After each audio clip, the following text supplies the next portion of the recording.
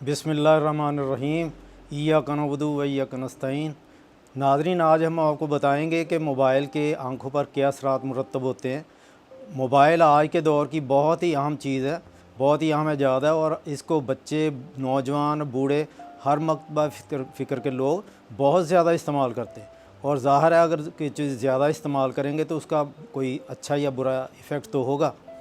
तो बच्चे, इतने छोटे बच्चे 1.5 साल के, 2 साल के, वो भी इस्तेमाल कर रहे हैं, हालांकि उनको बिल्कुल ये चीज़ मना है, लेकिन उसके बावजूद बड़े उसको मोबाइल पकड़ा देते हैं और बच्चे उसको देखते रहते हैं और उससे आँखों को नुकसान होता है। आज हम आपको ये बताएंगे कि आँखों में मोबाइल के बहुत ज़्यादा इस्तेमाल से नज़र कमज़ोर होती है या नहीं होती, आँखों में क्या सोजिश होती है या नहीं होती, और सैडिक होती है या नहीं होती, या और क्या क्या ख़राबियाँ आँखों में आ सकती हैं। तो सबसे पहले मैं आपको ये बताना चाहता हूँ कि ये आँख के अंदर एक सिस्टम होता है। जब आप करीब का देखते हैं, जैसे कोई किताब आप पढ़ते हैं या मोबाइल देखते हैं या आप लैपटॉप देखते हैं, तो आँख के अंदर एक मसल्स होते हैं जो इसको देखने में मदद करते हैं। अगर वो मसल वीक पड़ जाए तो आपको देखने में मुश्किल होती है और फिर ऐनक लगानी पड़ती। तो उसको कहते हैं अकोमोडेशन। अकोमोडेशन अगर वीक हो जाए तो फिर भी आपको बहुत मुश्किल हो जाती है और हेडेक भी होती है और ऐनक लगानी पड़ती।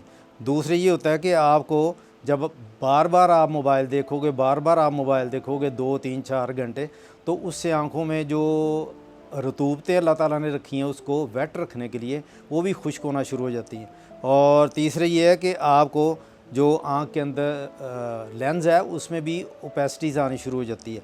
तो ये एक एक करके हम आपको बताते हैं सारे। सबसे पहले हम ले लेते हैं हेडेक। हेडेक को क्यों बार बार इस्तेमाल करने से, मोबाइल को बार बार इस्तेमाल करने से, तो अंदर जो, जैसे मैंने अभी आपको बताया कि अकोमोडेशन प्रोसेस है, वो उसमें मसल्स में फटीग आ जाती है, वो थक जाते हैं, तो फिर वो काम नहीं करते। जब वो काम नहीं करते तो आपको तो देखना है मोबाइल, लैपटॉप भी देखना है या किताब बहुत ज़्यादा पढ़नी है, तो फिर उससे आपको हेडेक शुरू हो जाती है। तो आपको लाजमी, अगर हेडेक रहती है तो आपको किसी आई स्पेशलिस्ट से रुजू करना चाहिए कि आँख की वजह से तो नहीं ये हेडेक रहती।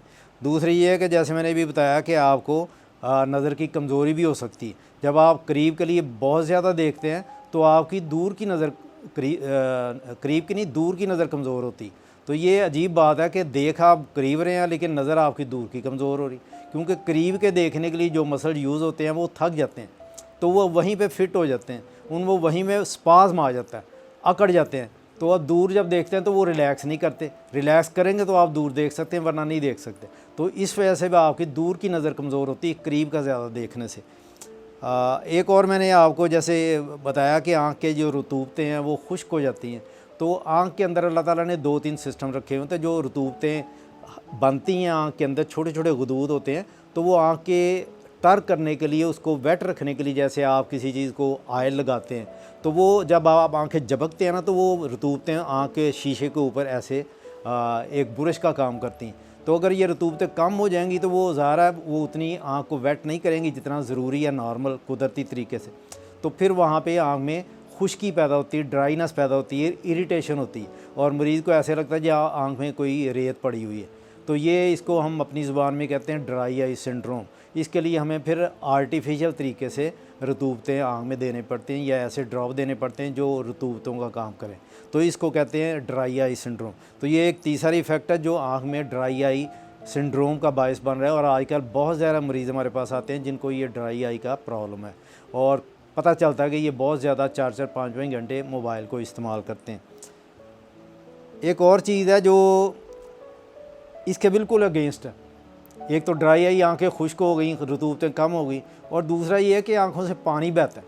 तो जब रतूबतें कम होती हैं तो इरिटेशन पैदा होती है। इरिटेशन के नतीजे में आँख के जो बड़े गदूद हैं जो पानी बनाते हैं, तो वो उनसे पानी बहना शुरू हो जाता है कि ये आँख तो बिल्कुल खुश्क हो रही है तो इसको पानी की चाहिए। तो वो बड़े गदूदों से पानी की सिक्रीशन ज़्यादा आती हैं, तो इसलिए वो आँखों से बाद का पानी भी कहते हैं। तो ये बात से डॉक्टर से सवाल करते हैं कि आप तो ड्राई आई कह रहे हैं और एक तरफ आप पानी भी बह रहा है। तो ये बाद दफ़ा ये साइमल्टेनियस दोनों चीज़ें होती हैं कि आंखों से मोबाइल देखते हैं, थोड़ी देर बाद आंखों से पानी भी बहता है और बाद में इरिटेशन, रात को सो जाते हैं तो इरिटेशन होती है आंख में, ऐसे लगता है जैसे रेत पड़ी हो। तो ये दोनों इसके हार्ड इफ़ेक्ट्स हैं मोबाइल को यूज़ करने के।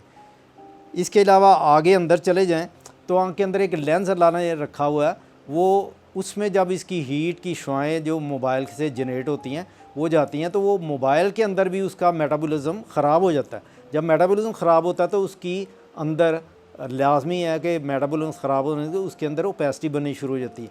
तो वक्त से पहले मेरे ऑब्जर्वेशन में आया, मेरे तजर्बे में आया कि बहुत सारे नौजवान 40-45 साल की उम्र में, हालांकि मोतिया नहीं बनता, लेकिन उनके लेंस अंदर ओपेसिटीज़ आ जाती जिसे हम कहते हैं सफ़ेद मोतिया।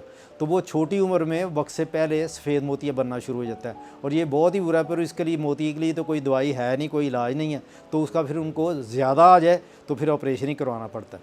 तो इसके अलावा बाद इरिटेशन से उसकी रोशनी से जो जनरेट होती है या उसकी हीट जो मोबाइल की जनरेट होती है, उससे बाद आँख के सफ़ेद इसके ऊपर जो झिल्ली है जिसको हम कंजक्टिवा कहते हैं, वो भी बाद उसमें सोजिश आ जाती है और आँख लाल हो जाती है और पानी आता है और दर्द होती है। तो उसकी कंप्लेंट के साथ भी मरीज़ हमारे पास आते हैं जिसको हम कहते हैं कंजक्टिवाइटिस हो गए।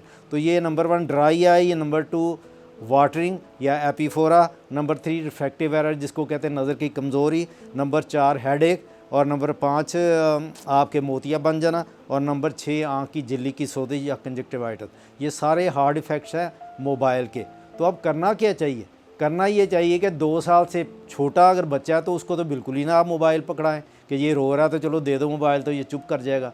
ये बहुत ही गलत आदत है और इसको डेवलप नहीं करना चाहिए।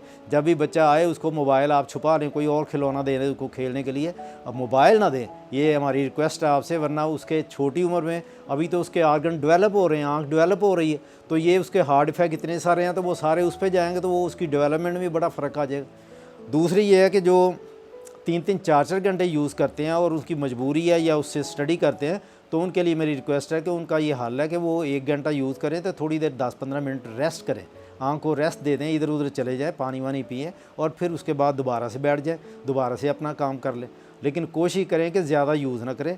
1 घंटा अगर रोज़ आप मोबाइल यूज़ करते हैं तो ये नॉर्मली एक चीज़ है, इसमें कोई ज़्यादा इफ़ेक्ट्स नहीं आते। लेकिन इससे ज़्यादा अगर 2 घंटे 3 घंटे 4 घंटे या 5 घंटे या 8-8 घंटे लोग बैठ रहे हैं, आजकल नौजवानों में ये चीज़ बनी हुई है कि रात को बैठ जाते हैं मोबाइल लेके और सुबह तक फजर तक देखते रहते हैं। जब फजर नमाज़ पढ़ने का टाइम आता तो वो सो जाते हैं। हालांकि उस वक्त उठ के उनको वज़ू करना चाहिए, नमाज़ पढ़नी चाहिए और फिर सो जाए, लेकिन रात को भी एक जल्दी सोएं, ये भी एक सेहत के लिए बहुत ज़रूरी है। तो आप आँखों का भी नुकसान कर रहे हैं, सेहत का भी नुकसान कर रहे हैं और अपनी आदतें भी बिगाड़ रहे हैं। तो ये तीनों के लिए मेरी रिक्वेस्ट ये है कि मरीज़ों के लिए, हर उम्र के लिए, कि ये कि रात को जल्दी सोएं और सुबह आप अपना काम करें। मोबाइल पे करना है, ज़्यादा देर करना है आपने, तो उसमें आप 1 घंटा करके थोड़ा सा रेस्ट दे दीजिए। तो मोबाइल के आज के दौर के जो बहुत हार्ड इफ़ेक्ट हैं उनमें सर-ए-फ़हरिस्त जो है वो ये है कि मोतिया बनना वक्त से पहले। नॉर्मली 60 साल से ऊपर की उम्र में जाके सफ़ेद मोतिया बनता है, लेकिन आजकल 40-45 में भी बन रहा है, क्योंकि सारा दिन लैपटॉप पे बैठे रहते हैं, उसका भी नुकसान है, और रात को मोबाइल देखते हैं तो फिर आँख में कुछ ना कुछ तो ख़राबी होगी ना। तो ये जितनी हीट प्रोडक्शन होती है मोबाइल में या उसकी रोशनी है या जो भी है, वो उसके सारे हार्ड इफ़ेक्ट्स हैं। तो ड्राई आई से बचना है आपने, पानी आँख में आता है उससे बचना है, हेडेक से बचना है और आँख में मोतिया बनने से बचना है। तो ये सारे का ही एक ही हल है कि आपको लिमिट करना पड़ेगा मोबाइल का यूज़। मोबाइल का यूज़ लिमिट नहीं करेंगे तो ये चीज़ें फिर आएंगी। और फिर इसका ख़ास तौर पे मोतिया के मैं आपको ज़ोर देता हूँ कि मोतिया जब बन जाता है तो उसका एक ही इलाज होता है कि ऑपरेशन कराओ। और ऑपरेशन जब आप करवाने जाते हैं तो आर्टिफिशियल लेंस आँख के अंदर फिट कर दिया जाता है। तो बाद आप बड़े बड़े प्रोफेसरों से, बड़े बड़े तजर्बाकारों से वो ऑपरेशन ख़राब हो जाता है। वो जानबूझ के कोई नहीं, कोई डॉक्टर ऑपरेशन ख़राब करता, हर एक कॉम्पिटेंट होता है और अपने बेस्ट रिज़ल्ट चाहता है, लेकिन बाद ख़राब हो जाता है ऑपरेशन। तो इसलिए ऑपरेशन से जितना हो सके बचना चाहिए। तो मेरा ख्याल है आज के लिए इतना ही है। आपसे रिक्वेस्ट है कि हमारे चैनल को सब्सक्राइब भी कर दें, लाइक कर दें और इसको शेयर भी कर दें ताकि ज़्यादा से ज़्यादा लोगों को हमारे इस चैनल से फ़ायदा हो। अल्लाह हाफिज़।